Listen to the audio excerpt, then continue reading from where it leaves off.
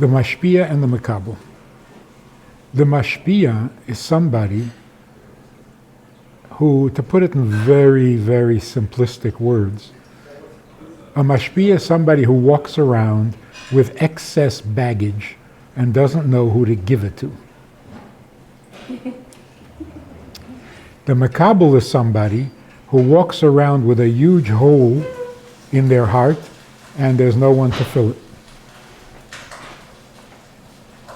So what fills that hole? Not love. Love will spill right out of the hole. It doesn't fill the hole. The makabel feels empty. Love is not a filler. So what will fill that emptiness? Somebody. Not somebody's opinion or somebody's feelings. So if you say, I love you, thanks. That doesn't fill. Only a person can fill a human heart. So the fact that you are there, whether you're listening, whether you're guiding, taking an interest, worrying about her when she's not there, that fills. Because now there is someone in her life. That's the part that modern psychology doesn't get. Because the psychologist will say they need love, they need compliments. No. They need you because they need someone and they feel like they don't have anyone. Make sense? Isn't love an expression of that person? It can be or not. If you're really devoted, one of the ways it'll show is through love. But it's your devotion that does it, not your love. Or you can just feel love because, cute little girl, have a little rachmanas on her, and you're not really there. You're just offering something, you're not offering yourself. The whole idea of this is just to spend time with the girl. It's be there. Even when you're not spending time with her.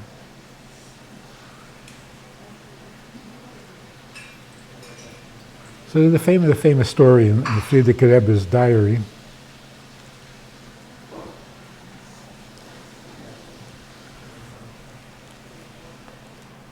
where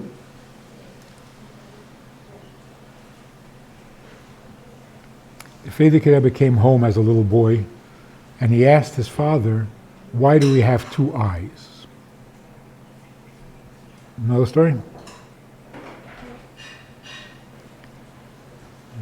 Why do we have two eyes? So the way he writes the story is that his father thought about it, and then he asked him, do you know the difference between a shin and a sin? And that's what he was learning at the time. So he said the shin is a dot on the right side, and the sin is a dot on the left side. So his father said, the Rebbe Rashab said, those are the two eyes. You have an eye on the right side and you have an eye on the left side. The eye on the right side is like a shin, which means a strong letter, strong sound. The dot on the left side, or the left eye, is like a sin, which is a soft sound.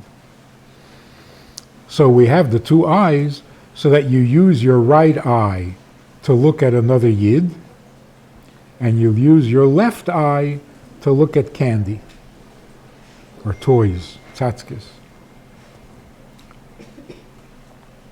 So the Rebbe writes in his diary that answer made such an impression on him that from that moment on, his Avas Yisrael was endless, and his interest in candy Yepis faded.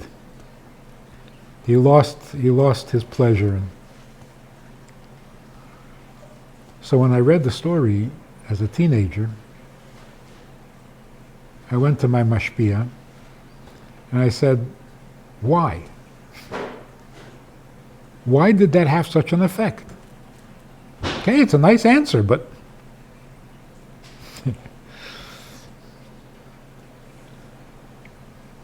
if you went over to the average kid and you would say, you know why we have two eyes?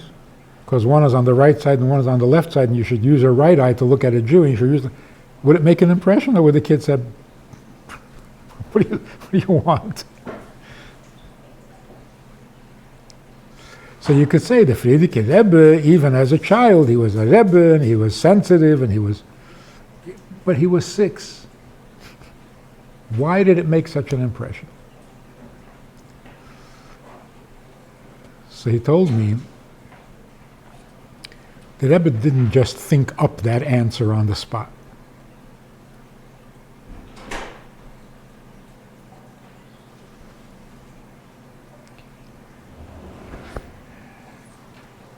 The Frierdiker Rebbe was learning the Shin and the Sin. And he was having a hard time with it until this answer. Because sometimes, right, left, you just can't get it, which is right, left, you get it. Once he knew that right is the strong side and left is the weak side, it was all clear to him. His father wanted to tell him this and was waiting for an opportunity. It wasn't just a spur of the moment answer. It wasn't just a brilliant answer. It was a prepared answer. His father wanted to point out to him that a candy is just a candy. Some things are deep and important, some things are shallow and foolish. But you can't just say it. So his father was waiting for the opportunity. When he came home and said, "Why do we have two eyes?" the Rebbe Rashab said, "Oh, this is a good opportunity." So why did it have such a strong impact? Because it felt like something prepared.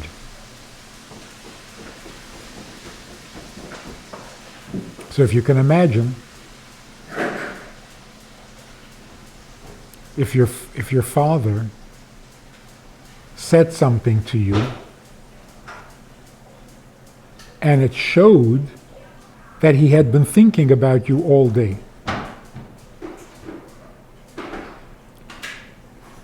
that would make a very strong impression, almost no matter what you said. So there's another story where the Rebbe Rashab called the Rebbe over, and he said to him, "Earlier today, when your friend came over, you shared your candy with him, but I saw that you didn't do it with your whole heart."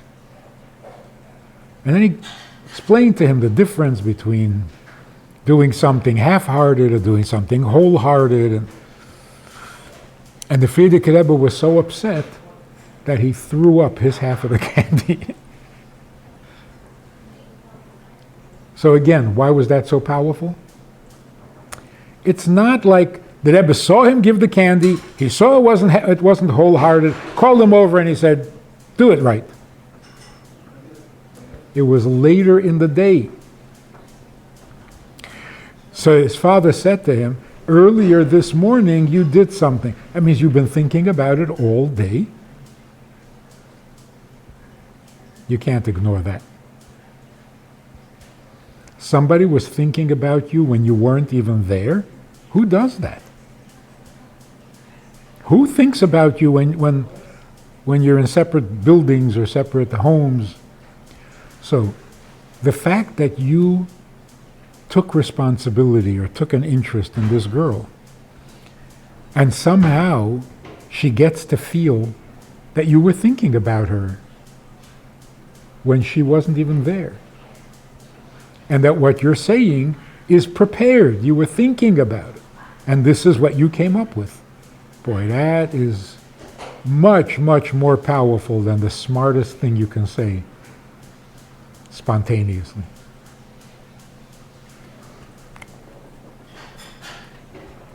So again, what does it show? That you love her?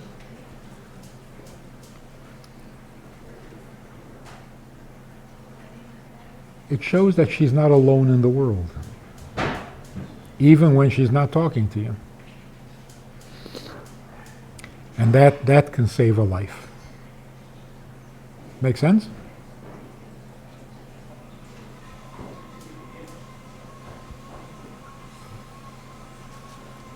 I heard this rabbi in England speaking years ago, and things have only gotten worse. He's a famous rabbi, and he says, I noticed people are so desperately lonely. How did he notice? He was speaking somewhere, and this woman came over to him and said, do you remember me? I was at your lecture 3 years ago at the synagogue. Are you so desperate for me to remember you because you were at my lecture 3 years ago? There's nobody in your life who remembers you?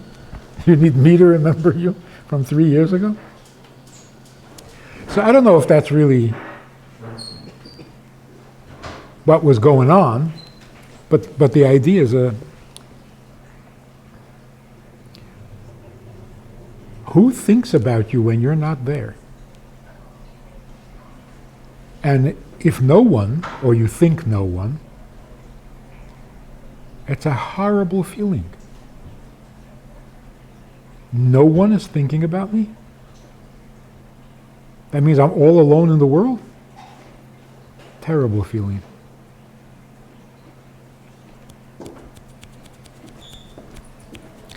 Now, ultimately, the thing that takes away that alone feeling is marriage. Nothing else really solves that problem. Not even your mother and father. Could be your mother and father are thinking about you when you're not home, but that's because they're worried about you. They're afraid you're getting into trouble or something. That's not the same thing.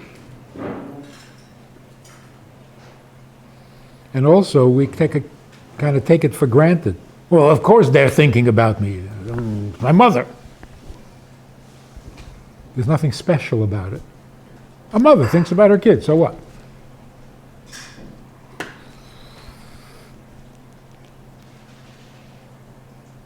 I think the Rebbe, somebody said to the Rebbe, your mother told me that you were special. And the Rebbe said, no, that's what mothers always say.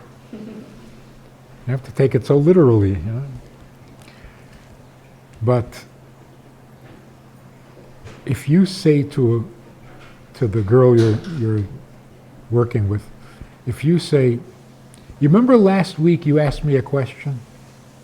That is so powerful. You remember? You've been thinking about it? That is so much better than I love you, I miss you. That's just words. But when you say, last week I forgot to tell you something, or you asked me something and I was thinking about it, that means that a whole week she wasn't alone.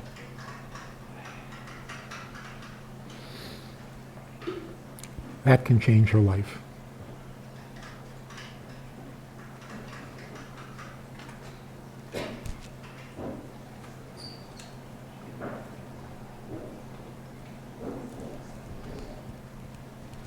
So do you ever think about her when you see something in a store and you think, well, she would really like this, or I should buy one of these for her? Did that ever happen? Yeah. Then she's a lucky girl.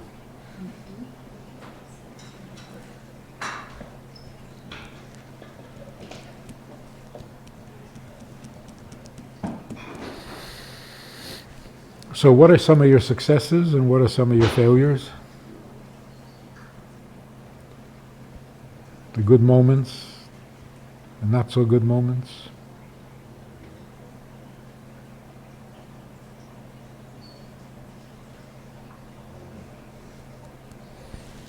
Wow, so exciting.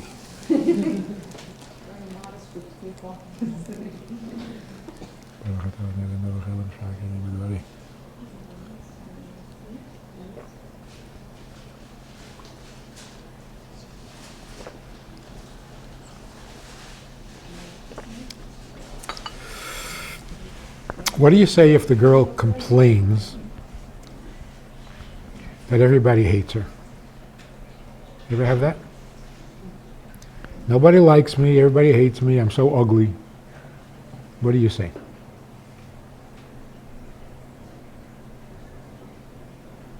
What should we say or what do we say? I actually always have a question. What's the answer? Huh? I actually always have a question. What's the Just listen. Yeah, that's the case where they just want to be heard. Sometimes, like, if you're just gonna say like, "Oh no, you're not," it doesn't help. No, it doesn't. I'm trying to find good stuff. Like, Like, I see what "Oh, you're you're great at this." That's not what you're trying to get at, so it doesn't help. You're right. I can see that. I hear that.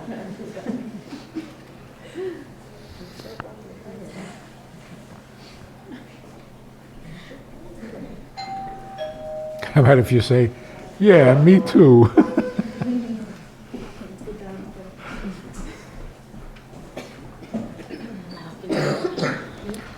So a few simple rules. Number one, don't disagree. It hardly ever works. Unless you're talking about math. If she says that 2 and 2 is 5, you can disagree. But if it's personal, don't disagree.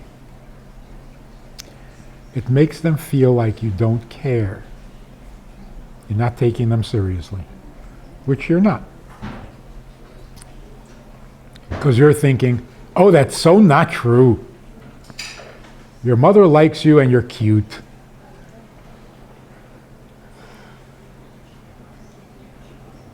Not in her mind. So if you say that, then obviously you don't understand. You don't know, you don't understand, and you don't care. There's this guy who says that his life was all messed up for many, many years. Because when he was a little boy, he was playing in the playground, and he stepped on something, and he felt like he twisted his ankle.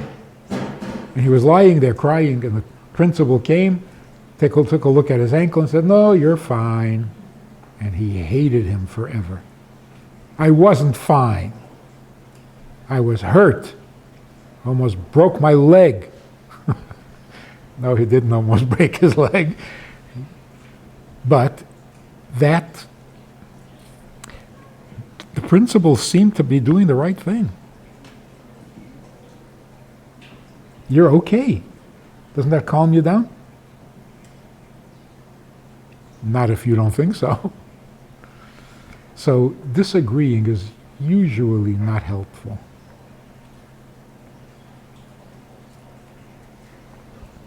Also, whether it's accurate or not, something is causing her to feel that or to say that. So if you just dismiss it, you're missing an important piece of information. You have a girl, she's really cute, she's really adorable, she thinks she's ugly. Say, oh, come on, stop it. Well, wait, whoa. Why does she think she's ugly? You can't dismiss it so easily.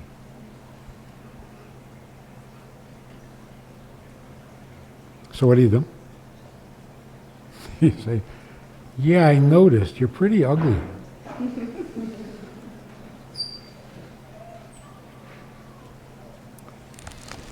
I had a person who called me overseas like 3 times a week with the biggest horror story you've ever heard. Nothing in her life was ever good. Her parents were terrible. Her siblings don't talk to her. Her whole life, nothing is good. She got married. It's a disaster. Her kids hate her. Her husband doesn't talk to her. They have no money. They're being thrown out. Every day, crisis on top of crisis. So I'm trying to calm her down. It'll be good. Try this, say that, but. And it's just endless. And I hung up, and she was not happy, and I was frustrated. Finally, one day, she gives me the whole list, which I knew by heart already. She says, my life is really, really difficult. I said, boy, it is the most difficult life I've ever heard. She says, really, right? I said, yeah. She says, thank you. And he hung up the phone.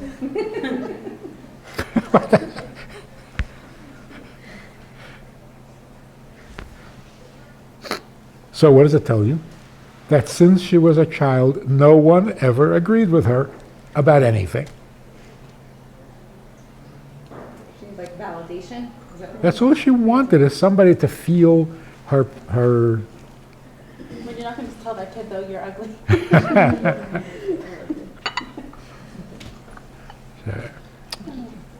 You're uglier than you think. We're doing great.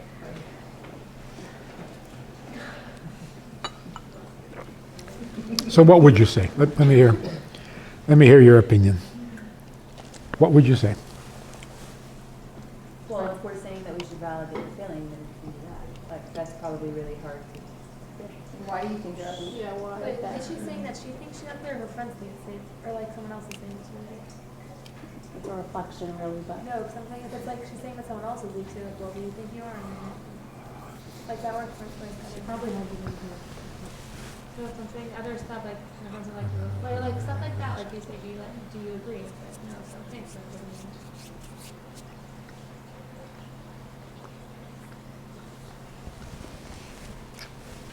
That could work, but you don't say, what do you think? Don't put a kid on the spot. You can say, well, are you?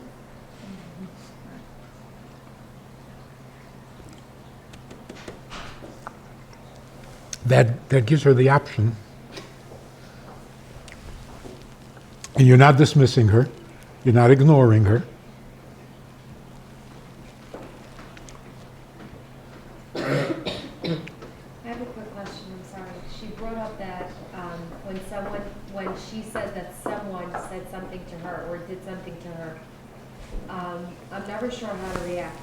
Like, normally the way I react is that I'm like, oh, that's so uncomfortable. I feel so sorry that they did that to you or said that to you.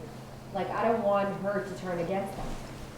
I don't want her to feel like, oh, you see, she also said they did something wrong, or they were being mean to me, so now I always feel like I'm taking sides. Like, do you know what I mean? Yeah. That by me saying, oh, that wasn't nice of them to say, or it wasn't nice of her to do, I'm kind of letting her know that they now misbehave. They're the bad ones. Well, it's true. It is true, but I don't want to do that. Like, I don't want her to go back now with ammunition. Why not? Because it's not going to help her.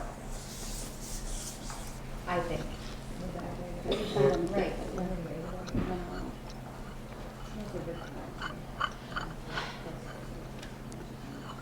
True. That's normally my reaction, and then after I'm like, What was your reaction? my reaction is, oh, I'm so sorry to hear that. It's not fair that they did that. Or it's not fair that she said that. Hmm. That's the way I start. And then we continue the conversation. But That's nice. validating. I'm sorry. I feel bad. You're hurt. What's wrong with that?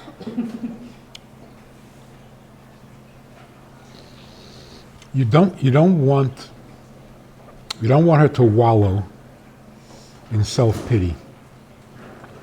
So to say, oh, you must have been very hurt, or I'm sorry you're hurt, or whatever. You don't want to go there. Why not? I want to be part of validation. Like I'm saying, like, No, you're not questioning the fact, but you're not increasing her pitiful situation.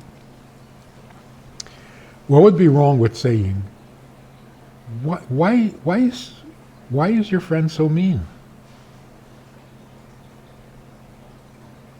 Or saying, well, you're not like that.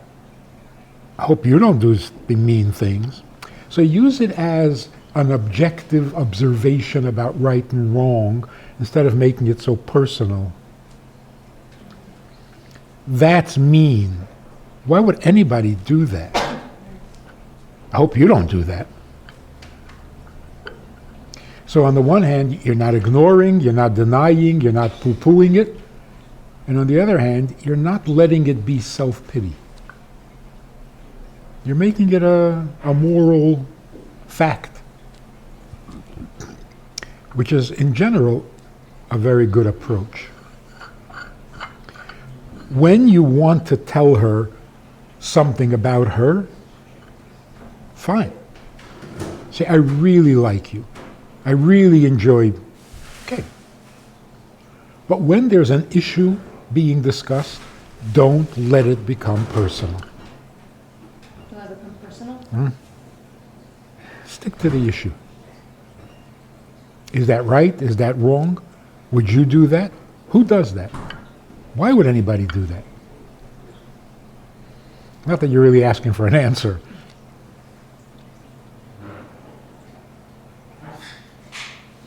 But you know how anyone who has read any little bit of child psychology, which is horrible, shouldn't read it. But everybody knows that if a child does something bad, you never say, you're bad. Oh, no, never. You say, that was bad. That's not right. But when a child does something right, what do you say? You did a good job. You're amazing.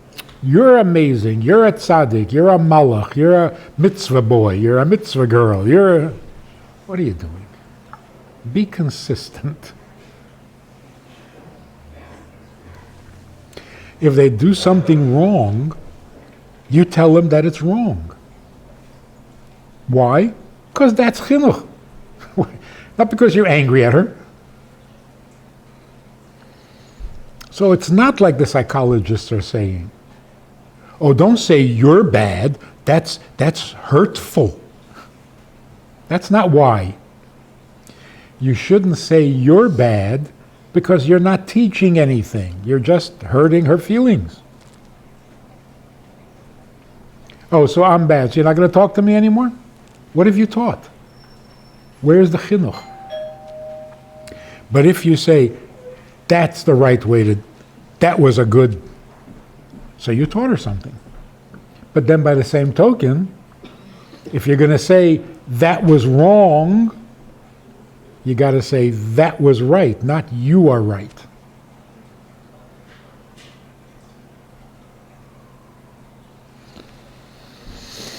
And that's a very big nakuda in Chassidus. People who are wrong can do right. That's the best news in the world. A bad child can do good things. So you don't wait until the child is good before you get them to do good.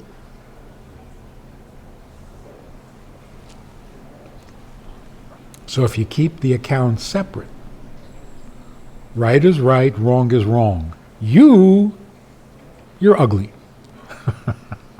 Or you're cute.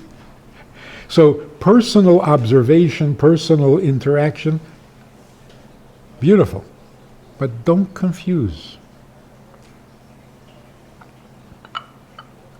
So if a child says, everybody says I'm ugly, My friends are mean to me.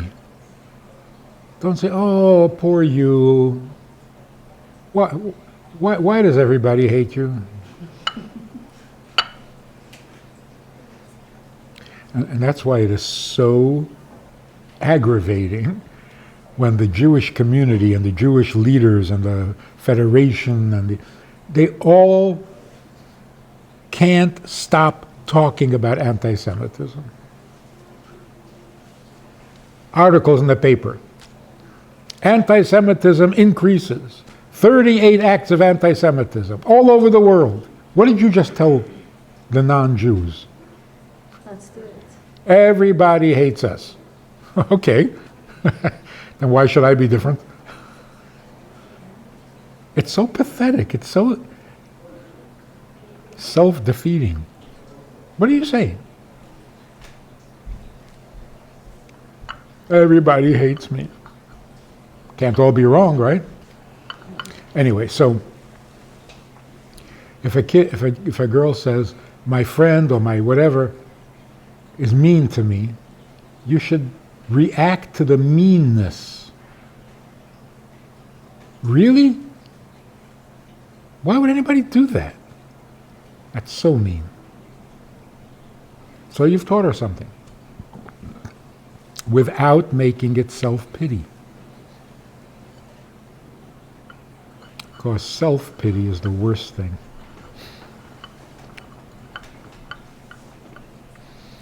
In general, the best part of chinuch is getting the child to think past themselves, not more about themselves. And we often do the opposite. Give us another example of that. Something that kid says, no response. That would show that.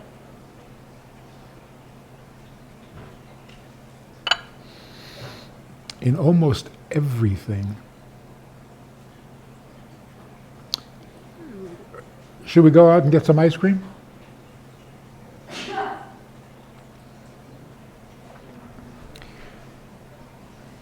The psychologists say you have to give children options.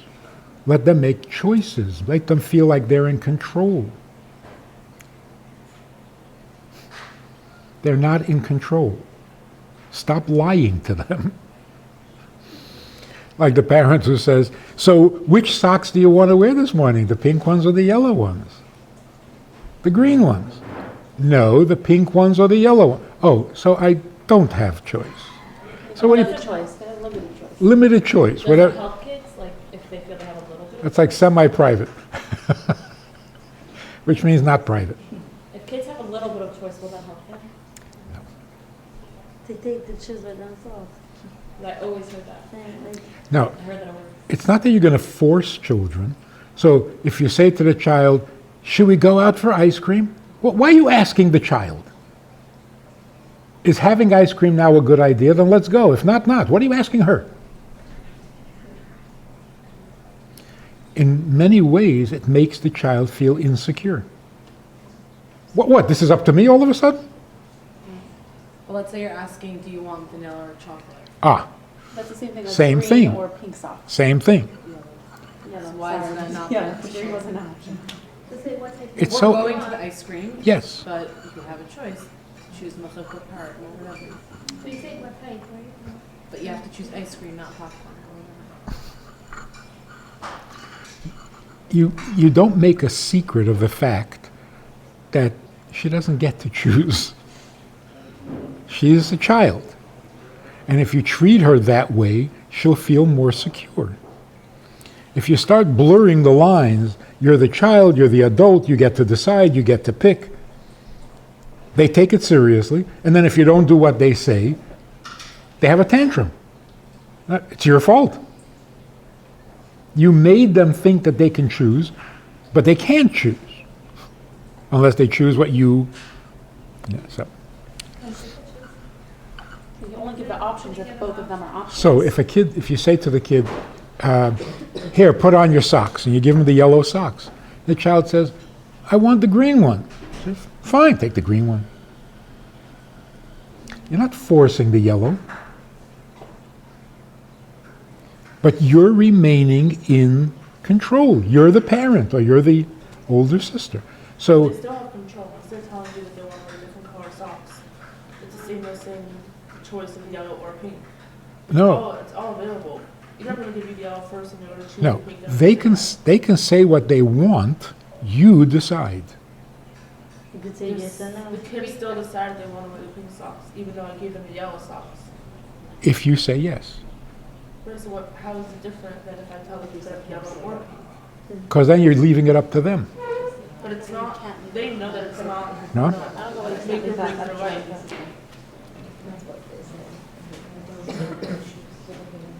Like the same way I decided they can have a second pair instead of the first pair, and I also decided to begin with that they can have either one. No, you decided it. They just asked. You could say yes or no. They say I see another thing. This artificial games that we play with kids, it's really the kid says, I want a piece of cake. I say, how are you supposed to ask? Please, can I have a piece of cake? Now you're going to give them the cake or not? Well, now you have to, because they said please. All the time. That's how you ask. You're not We're getting- having cake now. We're having apple. Right, I'm but having cake now, I'm not gonna say please. when you teach them to say please, you haven't conveyed successfully the message.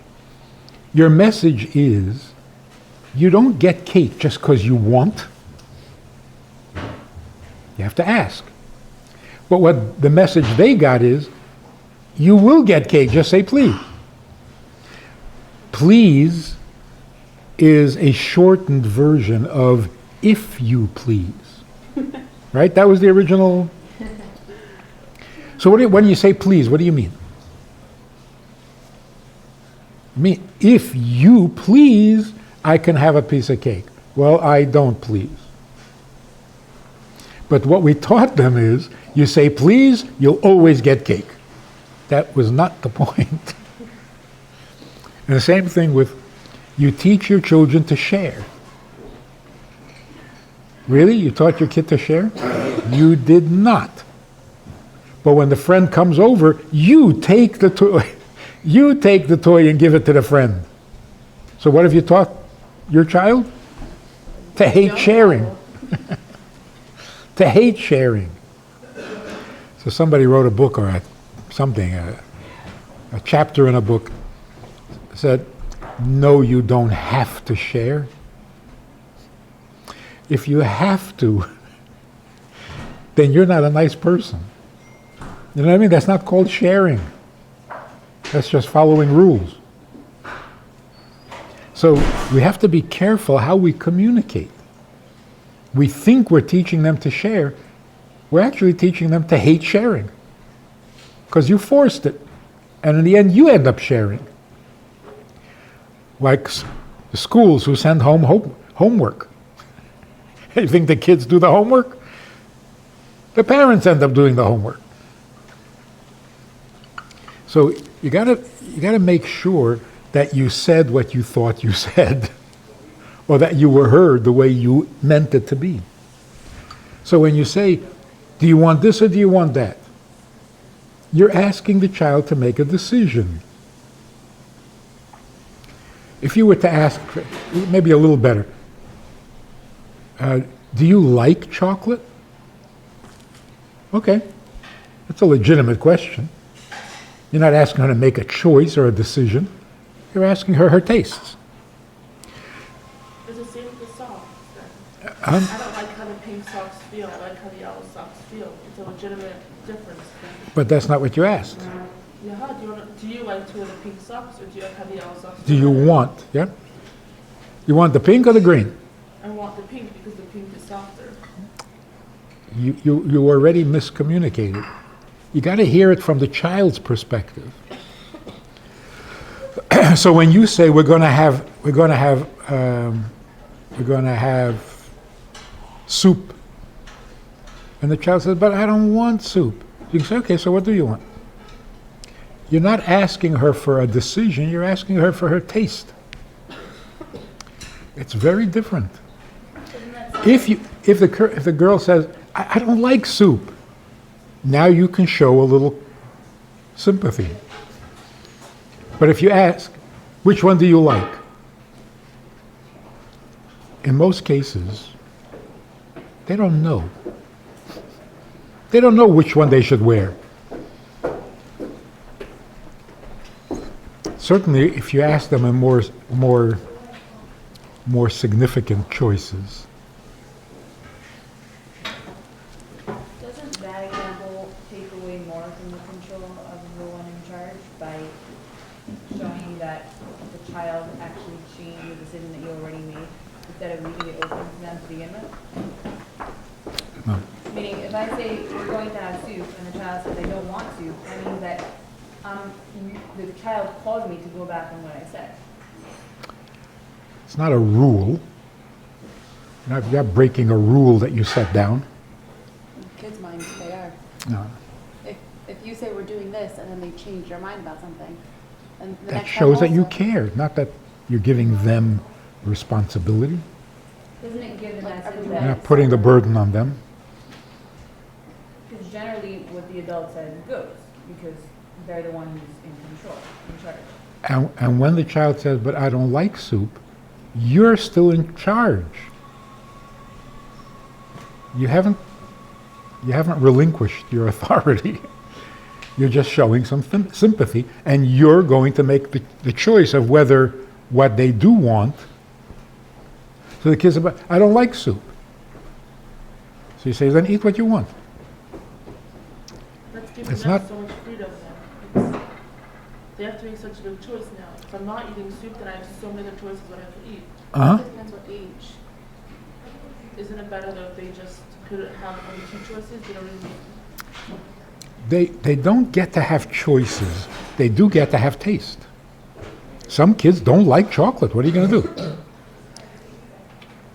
But if you ask them, you want the green or the yellow?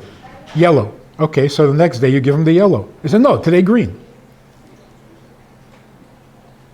It's totally unnecessary, and it does not make them more mature or more independent or more... I mean, look at today's kids. They're always given choices. They're healthier. They're cuckoo.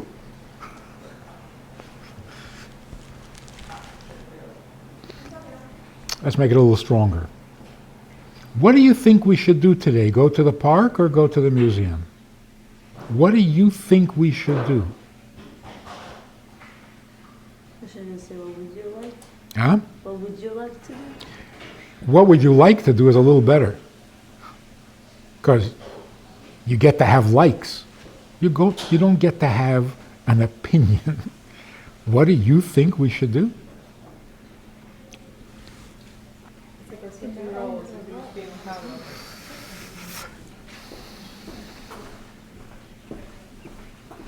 Okay, now another thing. Imagine the child says, can we go to the park? And you say, yeah, you want to go to the park? We'll go to the park. You go to the park, and all of a sudden it starts raining, and it's cold, and you say to the kid, you and your ideas. It was her choice, right? And it was a bad choice. So it's her fault. good choice, it just that it didn't work out. Well, Doesn't make her a bad person or not a bad person, just a stupid choice. No. If you go to the park because she wants to go to the park and it ends up being a bad choice, you're responsible, not the child. The child only made a suggestion. You made the decision. And that has to be clear to the child. Children don't like responsibility, and they shouldn't have any. But you should be sympathetic. If they really don't like soup, don't force it on them.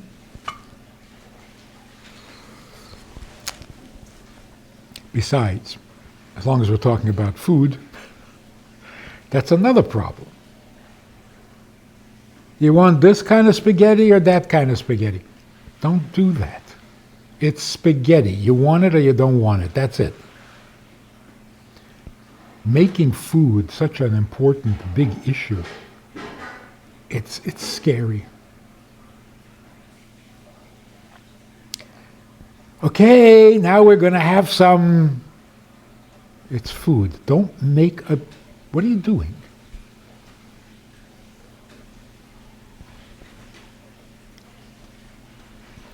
Why So- is it not okay to make whatever you're making for supper and teflon and then Huh? Exactly right. that's why were you saying before not to give No, if you know that they don't like it, don't. one kid doesn't like, you can't like customize meals for every single kid in a big family. Right. So the kid who doesn't like what's being served, take You have to cereal. eat it, but Take cereal. Meaning you're giving them an option. You're not saying eat whatever you No, no, want. no. This is for supper. Okay. you're not saying go open the cabinet. You don't want supper? Eat cereal. Yeah. Let him eat cake. I don't part one and say it's No, specifically with food. Don't make an issue out of food. It's really. Eventually, you're going to complain that the kid is a chazer, What do you mean? hung up on food. We're going to have a yummy. Stop it.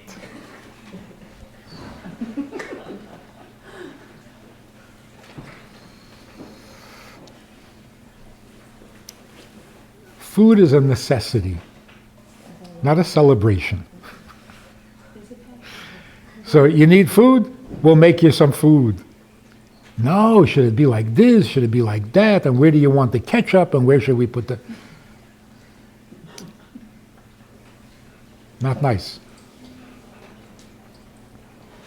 One time, I came home from 770. I was never in the dormitory because we lived right here on President Street. So when I came home from 770, one time in my life, I don't even know why, I walked in and I said to my mother, "What are we having for supper?" I don't know why. My mother said, "Food." So I never asked again. What are we having for supper? The question was if there is supper, probably. Right? Yeah, they came from Russia. You be happy there's food.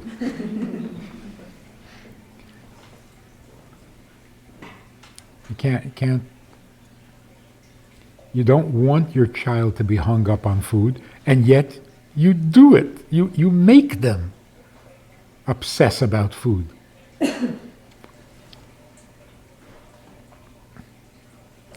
So if you simply say to your charge, say, "Come, we'll get some ice cream." You're in charge, you decide, you're going to go. And she'll love it.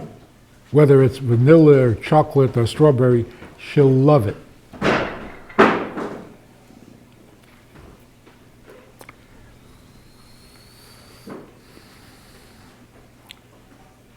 Children don't want to be little adults. They want to be happy children. Let them. On the other hand, don't talk down to them as if they're retarded. We do too much of that also.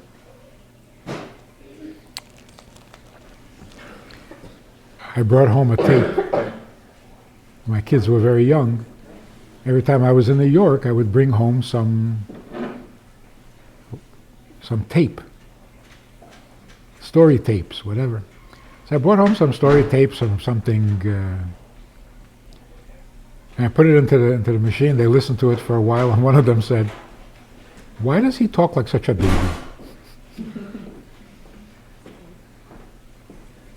When you're telling a story to children, why does it have to have that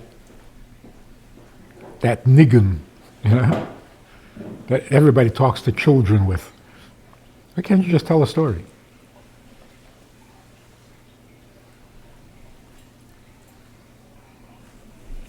So don't talk down to children. But also, don't confuse them with adult with adult decision making or responsibility taking or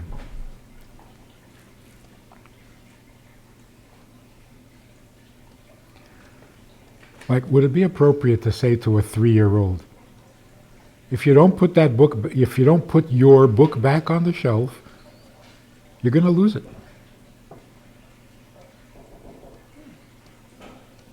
Yeah, that's okay to say? Why not? Your book. If you don't put your things away, they're not her things. And that's way too adult. You know, if you don't take care of your things, What about without the your? Meaning, if you don't put a book away, it's gonna get lost, if it stays on the floor, it's gonna get stepped on. which means I'm not putting it away. It's usually what the mother means. Yeah. Don't expect me to put it away. But it's not true, she's gonna do it. Of course you're going to put it away. No? But what about a If you're gonna child do it, then that doesn't having his own individuality and possession? That has to develop. You can't make it. Why can't you like give them choices? Huh? You can never give them choices, you have to decide with it. It's not that you can't. It doesn't do any good. It's just confusing. No, if they like, let's say they earn something, right? So like you say, what prize do you want, or whatever. Well, first of all, it depends on the age. For a 3-year-old, much better that you choose the prize. Otherwise, you're torturing the poor kid on yourself. because she wants Give them a few options. she wants both.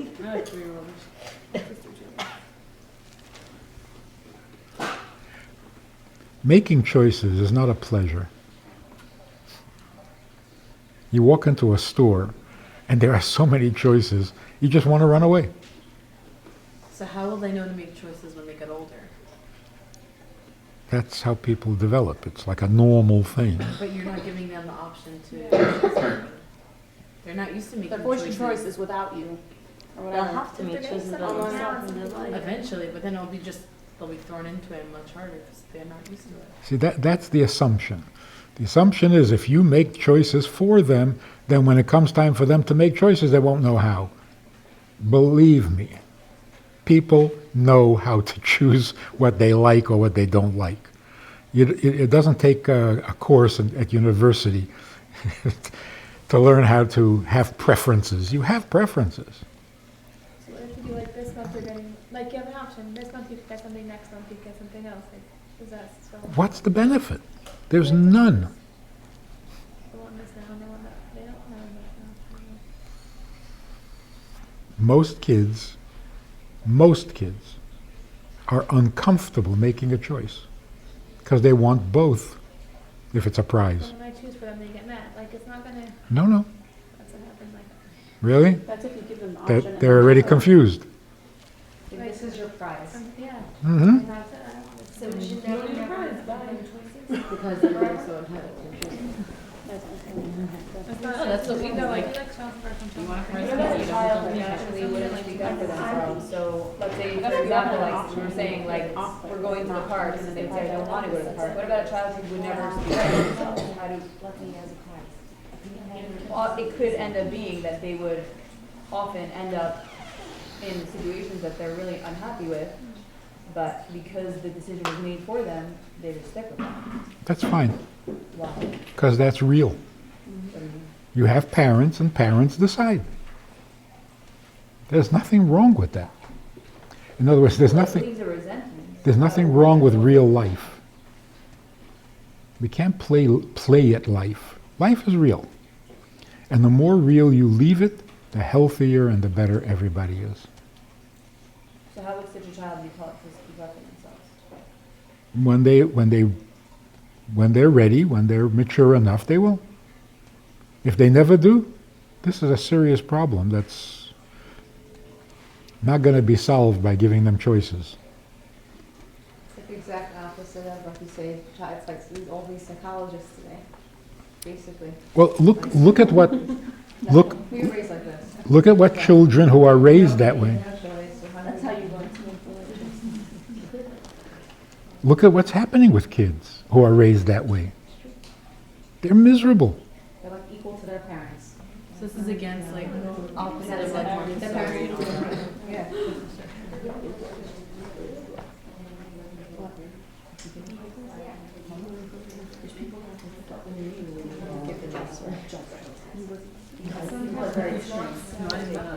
you give a consequence as part of the choice? Huh? Could you give a consequence, but give them like warnings first that they could choose? Like before the consequence, if they do whatever they're supposed to do, then they're Like what? you like the book example before, kind of like that. Or let's say they need to do something important in the house. Like let's say it's their bedtime, and like you ask them to go to bed twice, and you say, okay, I'm gonna come back in 10 minutes, and if you're not sleeping, then whatever.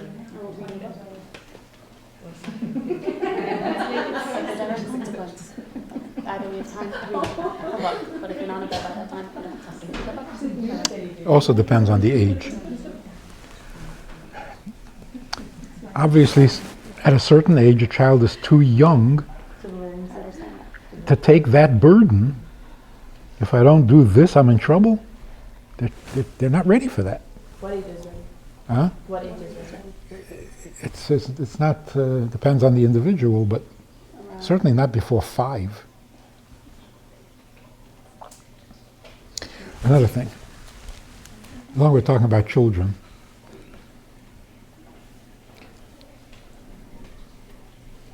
it is really essential that a child learns to obey.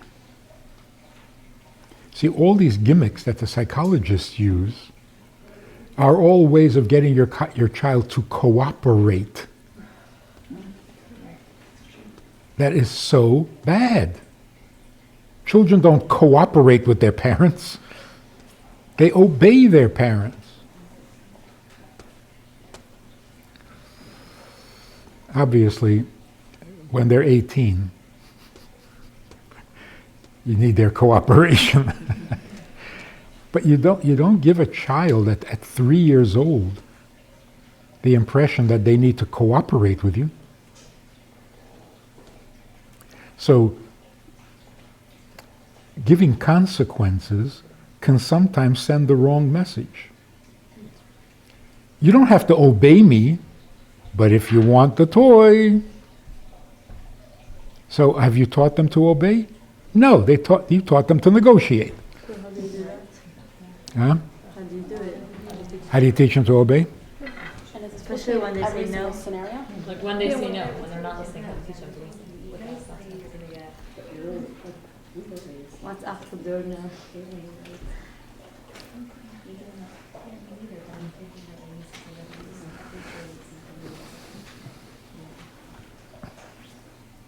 How come, I'm assuming, when you were growing up, your parents would spank you if they had to? Is everybody here spanked? Not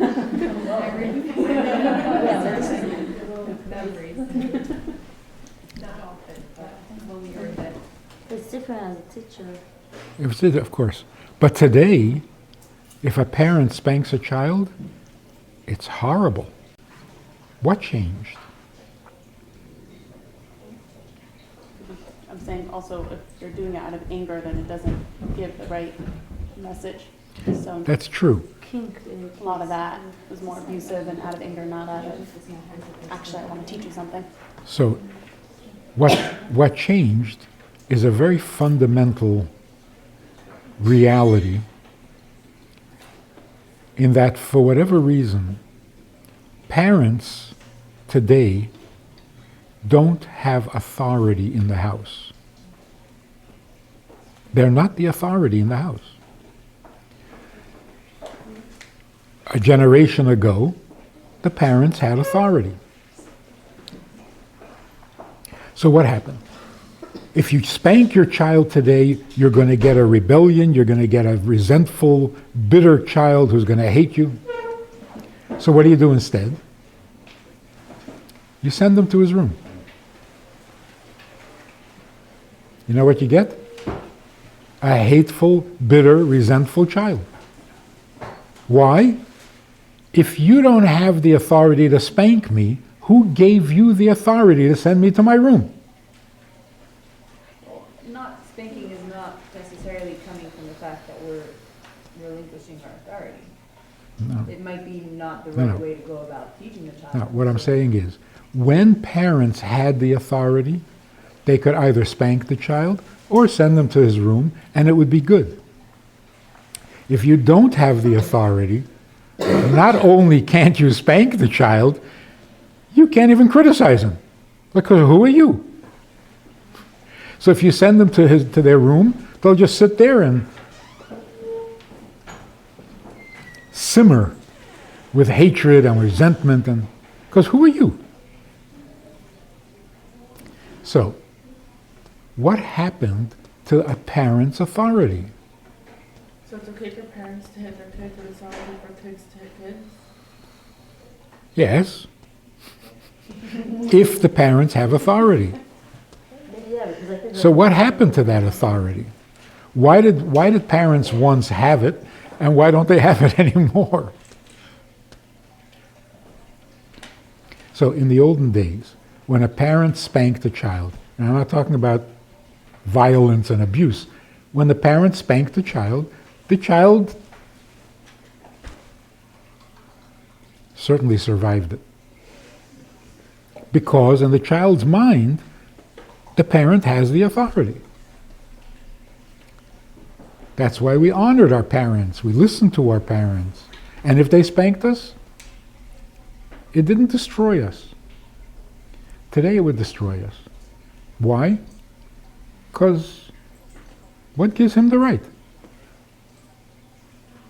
But then you can't do anything that the child doesn't like, because what gives you the right? So parents have lost the authority to do anything. They're terrified of their children.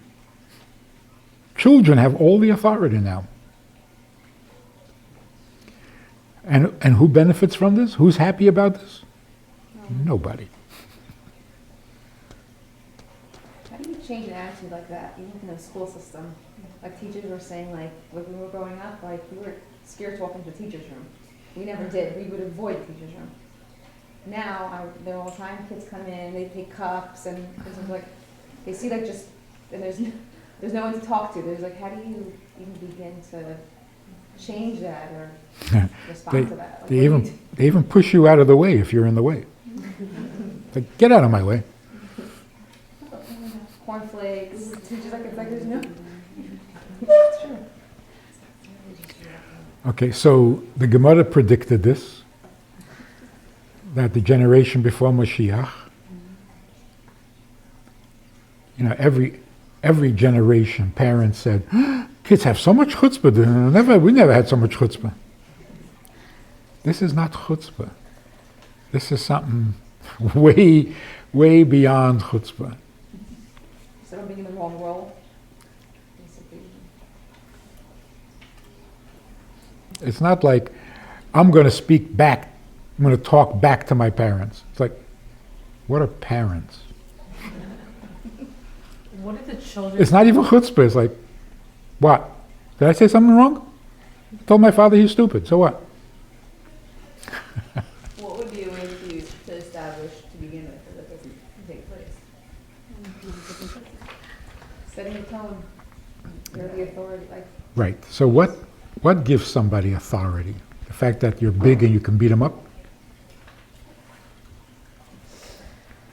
You just don't know how to yet, like I'm saying. You get to decide, you make the decisions. that's a spare woman.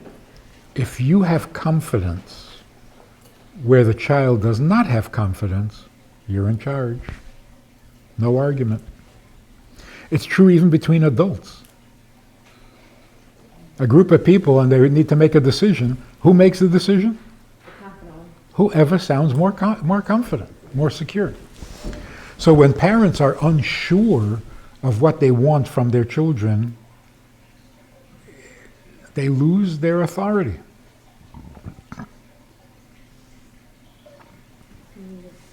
I have a nephew who's very smart, really, born smart.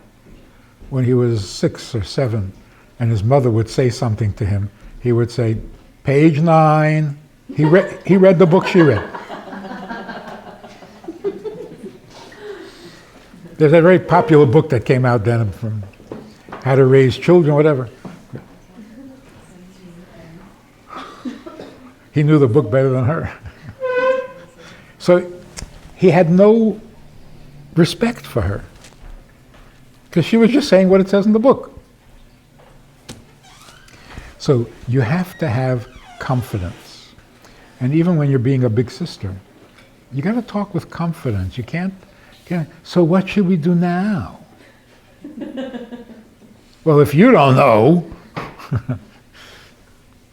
So you come in and you have a plan, and you know what you want to do, and you know what you want to tell her, and you know what you want to say to her, and you sound wow. But if you just sit there like, so what do you want to do? You want some ice cream? I hope you say yes, because I don't know what else to do.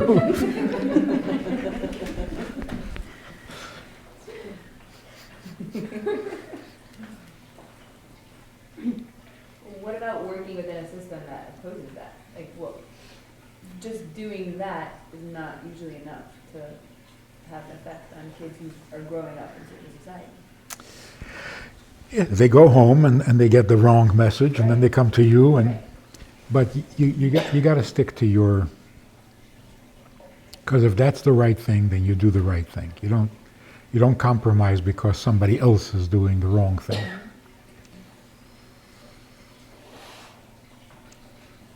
That's why somebody said, the schools and the parents should really get together and be on the same page. So, yeah, that's a good idea. Whose page?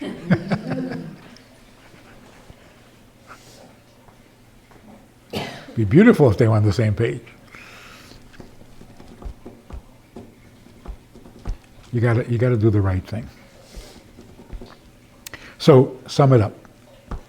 What the child needs is to know that you are there. And that comes not because you give compliments or you tell them how much you love them, and it's because you really are. That you think about them even when they're not sitting with you. Don't disagree with a kid. If a kid says, "I have a problem," don't dismiss it. Yes, it's a problem. It's a moral problem, not a pitiful problem.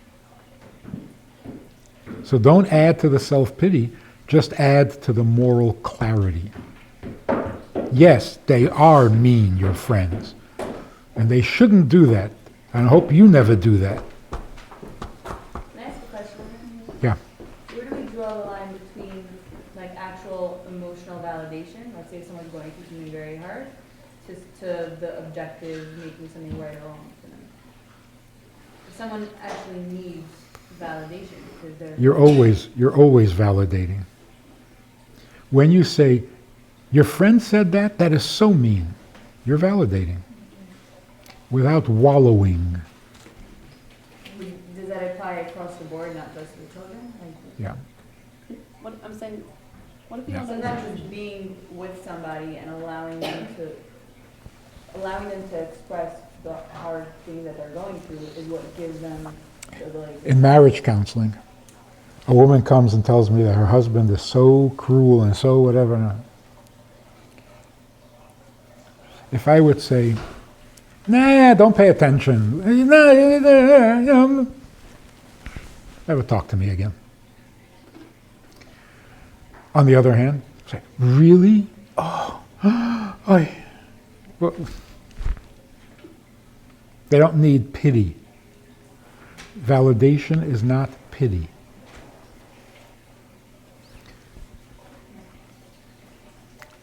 But is there a next level after that?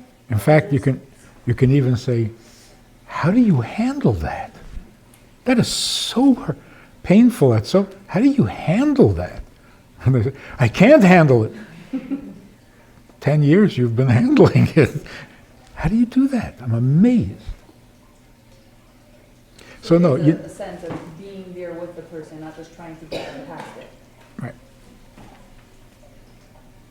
I gotta tell you, this one woman who thought she was being a very good wife and got her husband so depressed that he was ready to divorce her.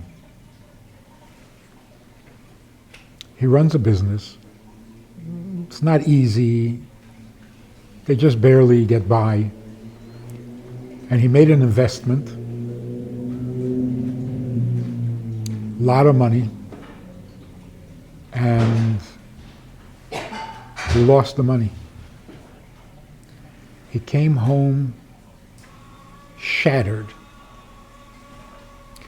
He couldn't sleep, he couldn't eat. It was his wife, being a good wife, said to him, "It's okay, it's just money."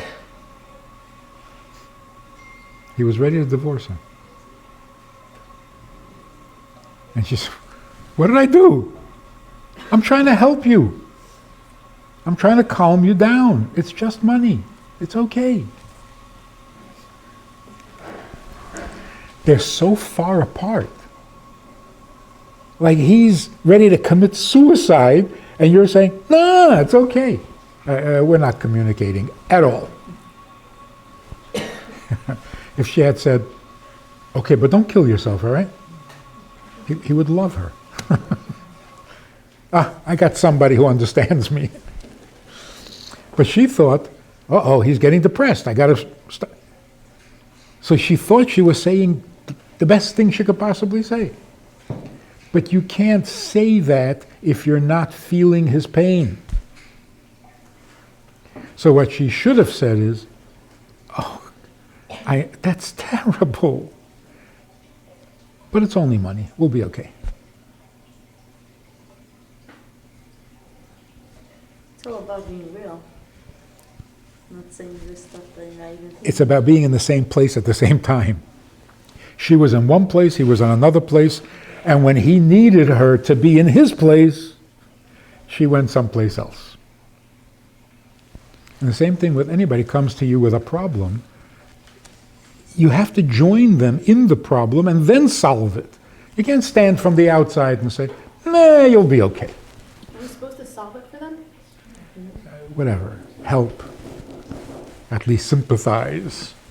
Or is it Share the burden. It's like such fine lines in all of it, but it's like very tricky. Yeah. But you see, we wouldn't have to say any of this if it weren't for modern psychology that tells you the exact opposite.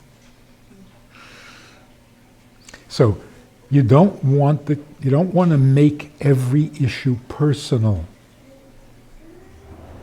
How do you feel? Are you okay? So you validate, like, but don't wallow in it and just objectify it. That's the. To right and wrong. Because really, it's not psychological health that we're committed to. It's goodness. But today's parents really don't care if their kid is good or bad, just as long as they're healthy. Whatever that means.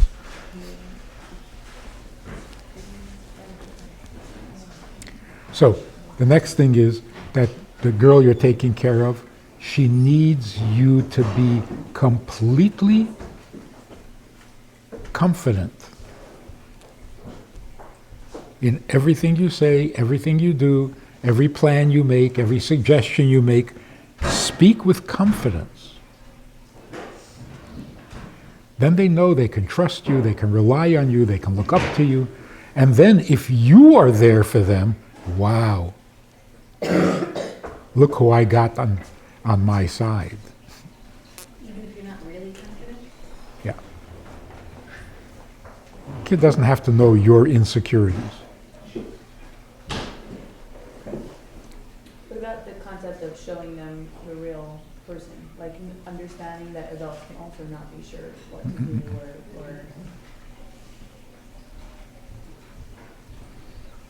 They don't need and don't want to hear that. They want to know that somebody's in charge. Otherwise, it's panic time.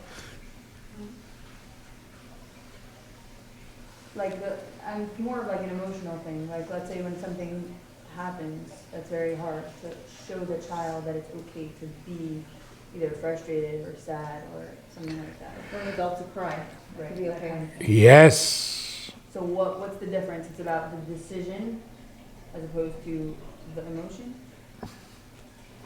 Crying is not a weakness. Happiness is not a weakness. Not knowing what to do is a weakness? Yeah. Sometimes Because if you don't know what to do, it's scary. Because she certainly doesn't know what to do. And again, this is not, if you say, I had to make a choice and I didn't know what to do, so I asked my mashpia. That's not a weakness. Because you're asking for information, you're asking for wisdom. That's not a weakness. So that's fine if the child knows that. That you have a mashpia? Sure.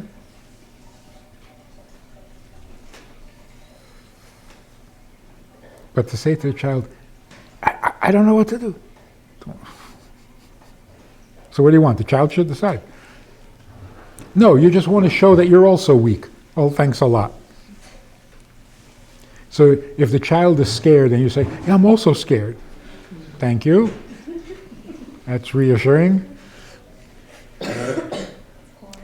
That's why it's not good when parents say to their teenage kids, you know, I was your age once and I made the same mistakes.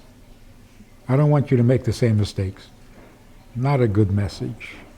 The kid says, you made the same mistakes? You turned out okay. Don't worry about it. So you just... Or you did that, I'll do worse.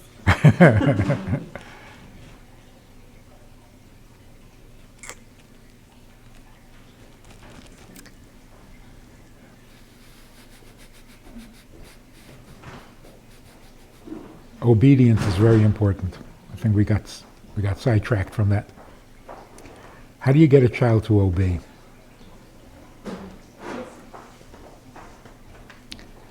How do you get a child to say a bracha?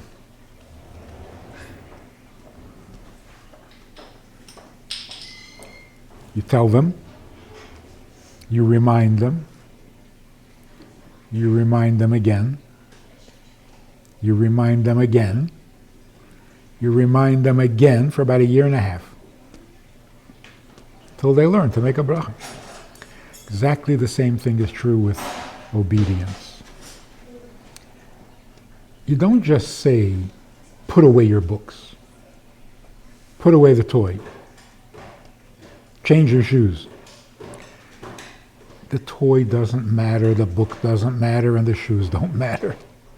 What matters is, can you obey? If you make it about the book or about the toy, you're giving a really bad message. It's absolutely important that the book should be back on the shelf? No, it's not. Knock it off. Even a kid knows that. So you say put the book back and the kid doesn't. So what? So look at the book is lying on the floor. Yeah? It's a good place for a book. What's wrong? No, it has to be on the shelf. You're OCD. If you tell a child to put the book away and he doesn't, the problem is not the book. Right? The problem is you didn't do what you were told. That's a serious problem. Because you have to obey. How do you teach a kid to obey? You tell him and then you remind them. And again, and again, and again for 1.5 years until they know that you have to obey. In other words, in your own mind, obedience has to be the clear objective. I'm teaching my children to obey. Not to put books away or to keep a neat house. I'm teaching them to obey. Why? Because obeying is a wonderful thing. So if the child asks why, the answer is because I said so. Because you have to obey. It's an opportunity to obey.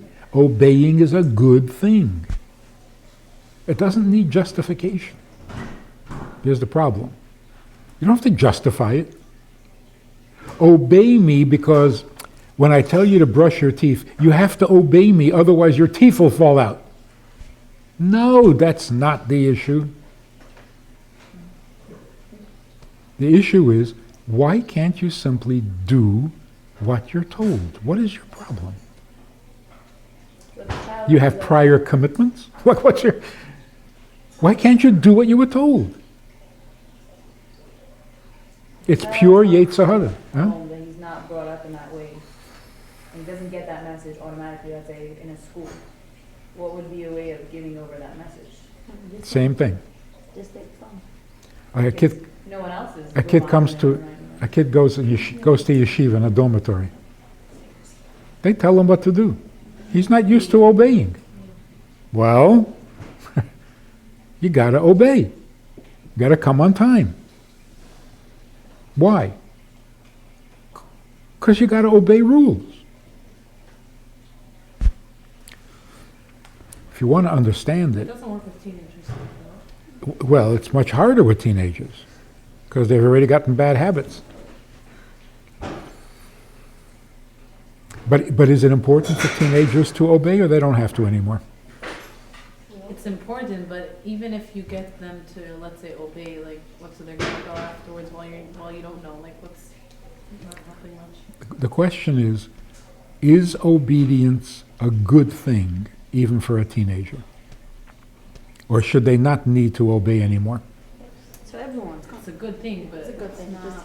you don't want to, like, a robot. That's why it's complicated.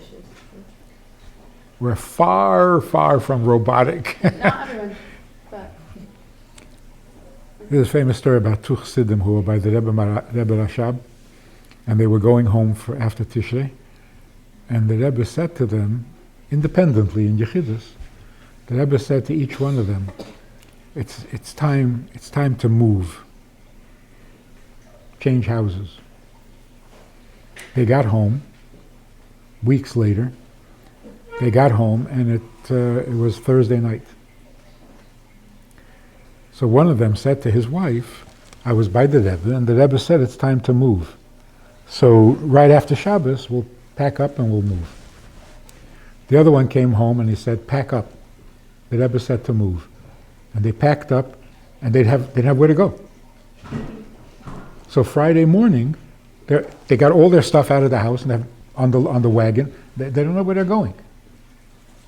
A fire broke out, and all the houses burnt down. So the guy who was planning to do it after Shabbos lost everything. So they told the Rebbe what had happened. So the Rebbe said, there's obeying and there's obeying. And this is grown men. Have to obey. In other words, there's a talent in obeying. Some people obey because they have to, and some people have a talent. It's like butt bitzel. Okay. So to understand it a little bit, when a soldier is trained, people say, soldiers follow orders. They're trained to obey. It's true, but it's a little misleading. If you have a bunch of soldiers whose only talent is that they obey, you have a very poor army. You're not going to win a single war. They're going to just stand there. What should I do now? That's not a good soldier. What soldiers are trained to do is to be above and free of all the things that prevent you from obeying. There are so many things that control us. Some people, in the morning, they can't function. They can't. I'm not good in the morning. I can't function. Some people, after 9 o'clock, I'm finished. I can't, 9 o'clock. I haven't eaten anything. I can't go to work without eating. I have to eat something. I haven't had coffee yet. I hate when it's cold outside. I can't. What, you want me to go? It's raining. You want me to carry this? It's too heavy. No, it's too heavy. What is a soldier trained to do? A soldier is trained that it doesn't matter early or late, hot or cold. If it has to get done, you do it. Is that called obedience? Yes, but it's much more than obedience. It's liberated. Anyone who is not trained as a soldier, there are at least 300 things that don't let him do what he's supposed to do. It's more responsibility than obedience. Huh? It's more responsibility than obedience.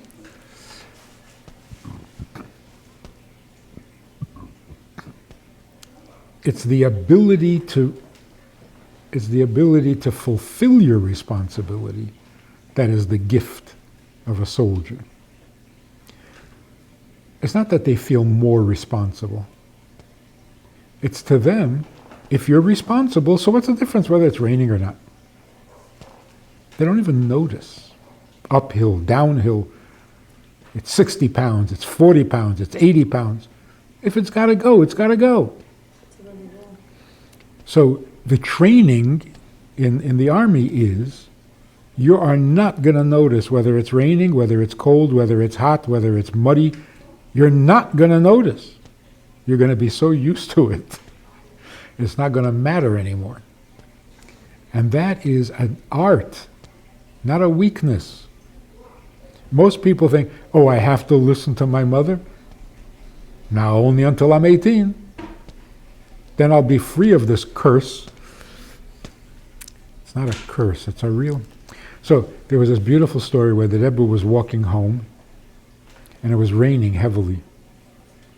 And somebody walked by the Rebbe and he had a big umbrella and he sees a guy's walking, his hat is wet, so he walks over and he wants to share the umbrella with the Rebbe. The Rebbe says, "Me darf nicht." The guy was a little like, "I'm offering you an umbrella." So the Rebbe said, "Did you ever see a soldier with an umbrella?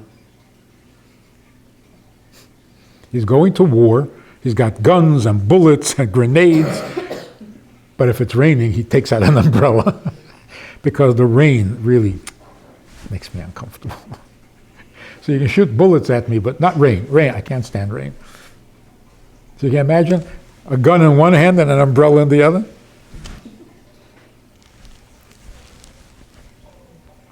So when you tell a child to obey, you're not saying, I'm your boss. You're saying, you have to be able to obey. It's a talent.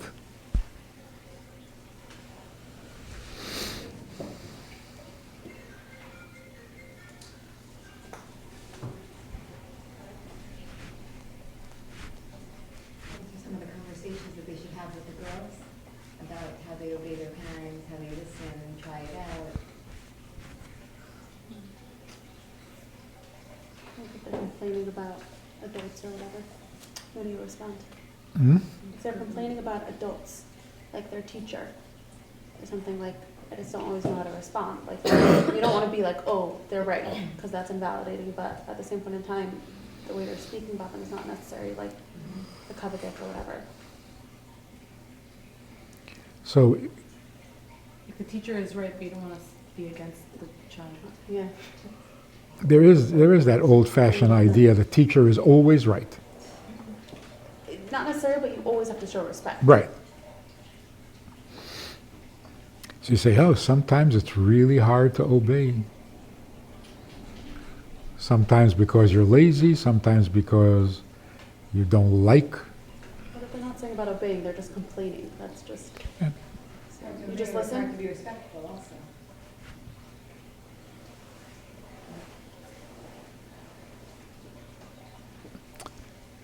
They're allowed to So say all the things that we expect of a child, to honor the parents, to be respectful, to obey, these are not necessary evils. These are talents that you're going to need when you grow up. It's not a childhood thing.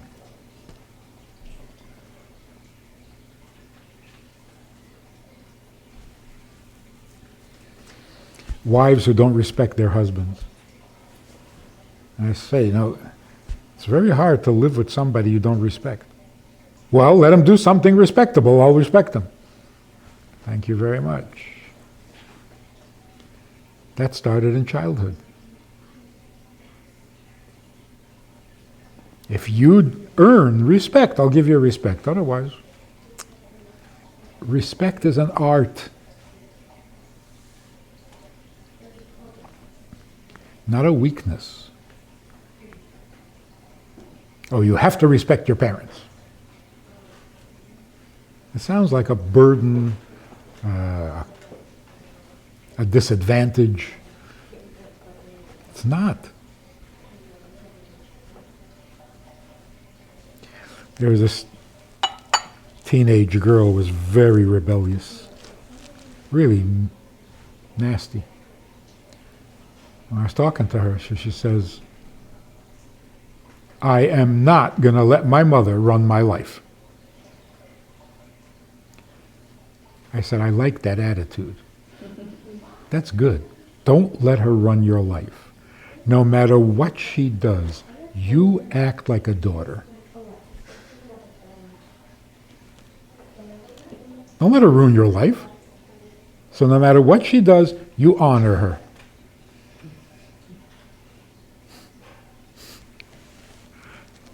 I wasn't sure she would take me seriously, but she did. She says, yeah, just because she can't be a mother means I can't be a daughter?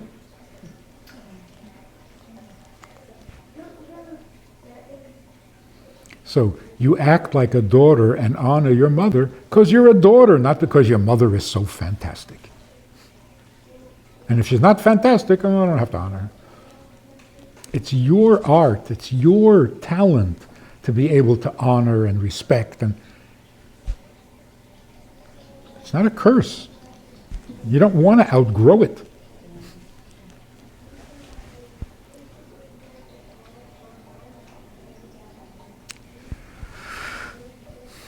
So what is the ultimate purpose and what is your ultimate goal when you talk to the girls?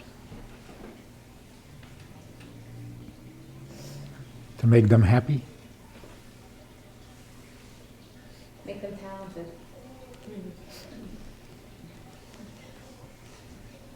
Give them values.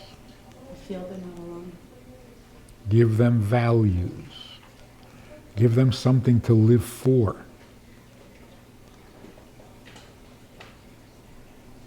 In most cases, that's the only thing they're really missing.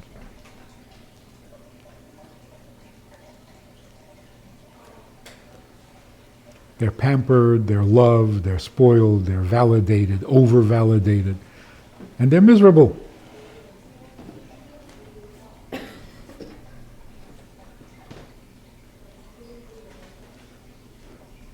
So, be their best friend, but don't cater to them.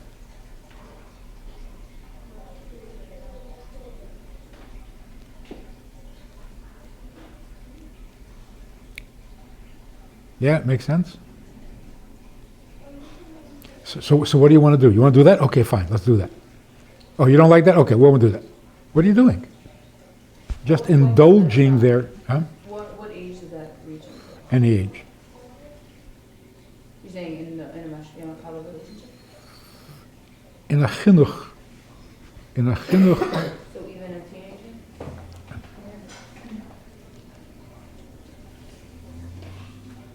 And even in a relationship as a friend and not as, let's say, a teacher or someone like that? They should have fun. Everything in life is about life. Not about being happy or being pampered or being So you always want to improve life at every age.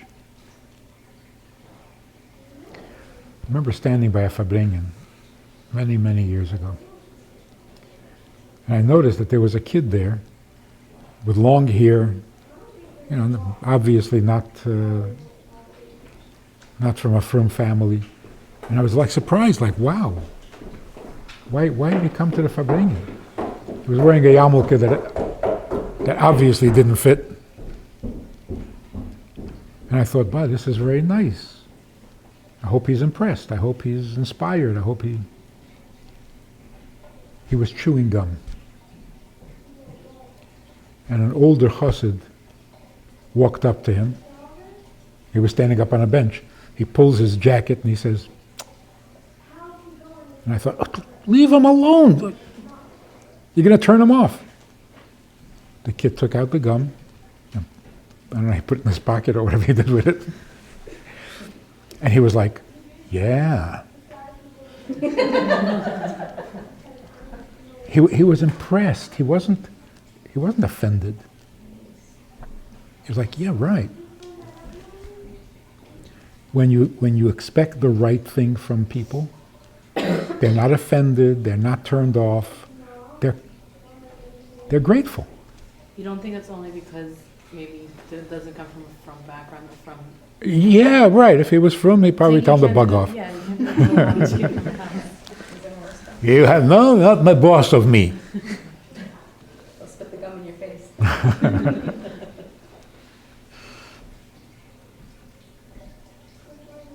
Anytime you tell somebody a better way to live, an improvement in their quality of their life, if you just pamper them and cater to them. Well, we're not talking here about values. We're talking about ice cream or pizza. No, you're talking about values. Of course, you go for ice cream, but you're not there for the ice cream. You're there to share values with your How friend. do you do that with your girl? Huh? How do you relate values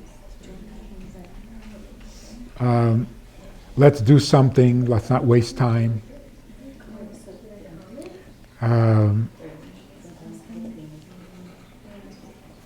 Let's talk about how we can be better, how we can be nicer. And if they complain about something, you use it as a moral lesson. It's always about growing, not just... A more specific example, to clarify the question. Why are you meeting with this girl? Are you a therapist? What I'm saying is that I'm not referring to specifically this relationship of like a younger girl Uh-huh. and let's say a mentor kind of relationship. Let's say, take for example, let's say an extracurricular activity director in a high school. So it's not a teacher, it's not a formal kind of relationship. It's being there as a friend. You are the responsible one and whatever, anything like that. But you're not there to be officially the mashpia in the relationship. You're there to be as a partner or a friend who's older, who has the right values.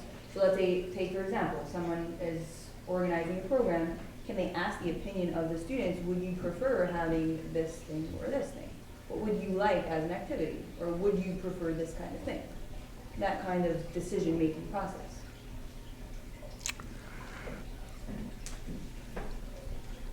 Not everybody takes responsibility for a child's welfare. They get paid to do sports. So they do sports. They're not there to help you become more of a mensch. So if they give you choices, not surprising. They're doing what's easier for them. If I let you choose, you won't bug me. And the same thing in classrooms. In classrooms, a teacher just wants to keep the class moving smoothly. He's not there to help you become a mensch, which is sad. But that's the way it is. There are 40 kids in the class. They don't care whether you're becoming a mensch. They just want to be an efficient teacher running an efficient classroom. So many of the things that are brilliant gimmicks that keep the class going, moving, It's not the right way to raise children. It's just a classroom technique, not a chinuch technique. Because there's a difference between running a classroom and really giving chinuch. So people at a job, they're doing what's most efficient. They're not really looking out for your neshama. So let's say if I'm in that job and I'm looking to be in my position properly, you would say that that's a healthy relationship standard to have? Yeah, but if you want to see yourself as being on a shlichus, then you use what you're doing as an improvement in life. Like even being organized. It's a value. Not just keeps things running smoothly. It's a value to be organized, to have an awareness of time, to not waste time. These are all values. Values that unfortunately the yeshivas don't encourage.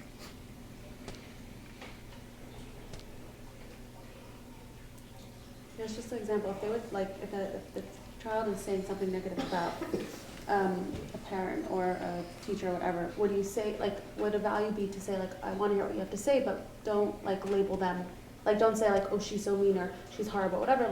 That's not respectable, but tell me what is bothering you. I remember they had a weekend for college students. Once a year they had a weekend. A lot of students would come and they would get the best lectures and the best talks and and all the Bachram were jealous. And nobody explains things to us like that. So Rabbi Posner, Zalman Posner from Nashville, was one of the main speakers.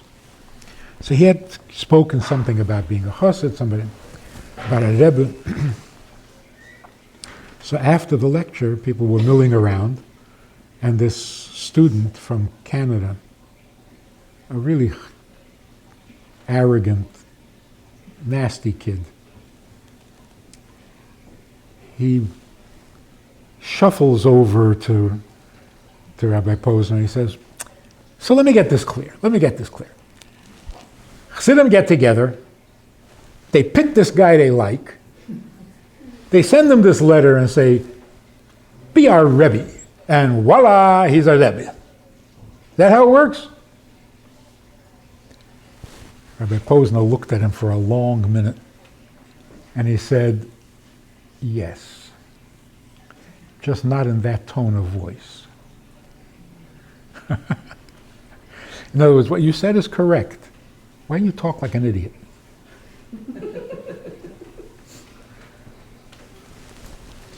The guy backed off and was quiet for the rest of the...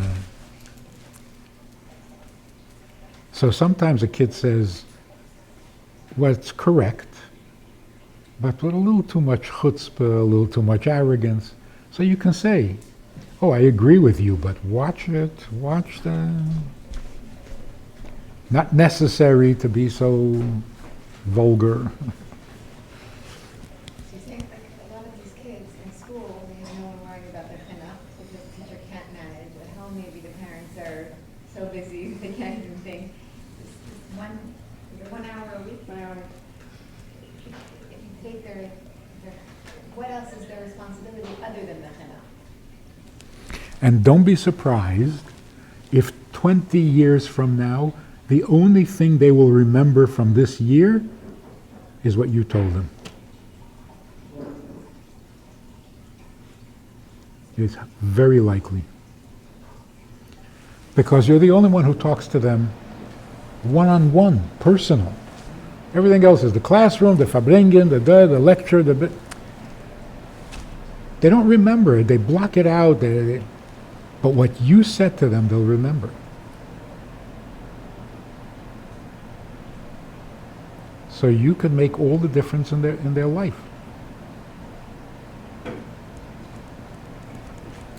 And we know that one positive memory can keep a kid sane.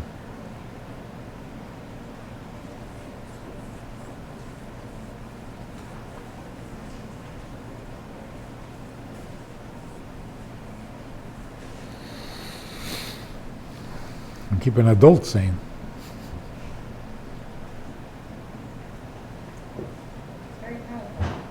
People can go through their whole life and not have that one-on-one time. But you're getting that. Quality time, in that sense. One-on-one quality time. I mean, I can say this from experience. I don't remember anything. Zero. I don't remember anything from 8 years in yeshiva.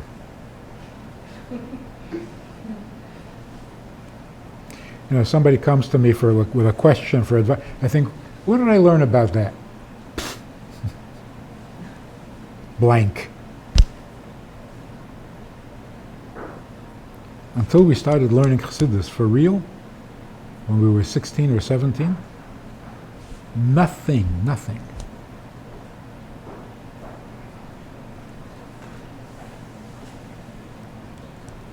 But the private conversations, the little exchanges, the 10 words that somebody said to me outside of the yeshiva, I remember every word.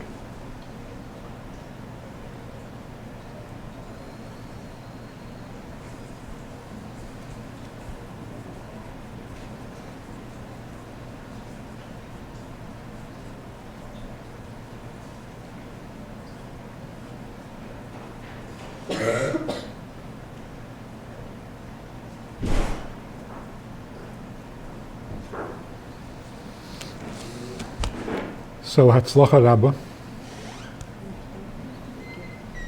Enjoy what you're doing. Respect what you're doing, because it's awesome. And speak with confidence. Right is right, wrong is wrong. You never have to excuse yourself or apologize or justify. Right is right. And from you, they'll hear it. From their teacher, they'll resent it.